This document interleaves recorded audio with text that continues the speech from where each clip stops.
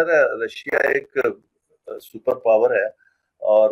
ایران کے جو عراقچی ہیں وہ ابھی 2 دن پہلے وہاں سے ہو کے آیا ہے، تو ظاہر ہے ایک مثبت پیش رفت ہوگی، اور اس سے یقیناً امریکہ کو بھی ایک میسج، بڑا اسٹرانگ میسج دیا گیا ہے۔ اگرچہ روس نے کوئی ایسی سخت سٹیٹمنٹ نہیں دی، لیکن انہوں نے یہ تو کہا ہے کہ ہم ایران کے ساتھ ہمارے جو اسٹریٹجک معاملات ہیں وہ پہلے سے بھی زیادہ مضبوط ہیں اور وہ جاری رہیں گے۔ تو اتنا کہنا ہی کافی ہوتا ہے، بٹوین دا لائنز جو پڑھنے والے ہیں وہ پڑھ لیتے ہیں، اور یقیناً چائنا بھی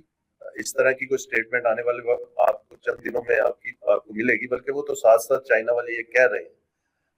اچھا، کہ جو آپ نے اس معاملے پہ جی اجاد علی خان صاحب، جیسے ہی یہ پیش رفتیں ہو رہی ہیں مذاکرات کے حوالے سے،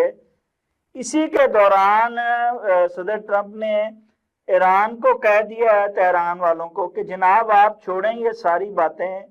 آپ ایک فون کر کے ہار مان لیں، بس بات ختم ہو جائے گی، ہم جنگ بندی کر دیں گے، اور جناب معاملات سارے جو ہے وہ پیش رفت بہتری کی جانب گامزن ہو جائے گی۔ بس وہ دیکھیں نا، وہ بات اب فون تک پہنچ گئی ہے، اور آپ بھی جانتے ہیں، آپ صحافت کے اور سیاست کے طالب علم ہیں، آپ کو پتہ ہے کہ اس طرح کے مسائل کبھی فونوں پہ تو حل نہیں ہوتے، اور نہ ہی یہ فون پہ حل ہونے آئے، لیکن وہ ڈیفینیٹلی اب دونوں جو ملک ہیں وہ ایک دوسرے کو پیچھے دھکیل نہیں سکے۔ Matter of the truth is this کہ امریکہ اپنی پوری پاور کے ساتھ بھی ایران کو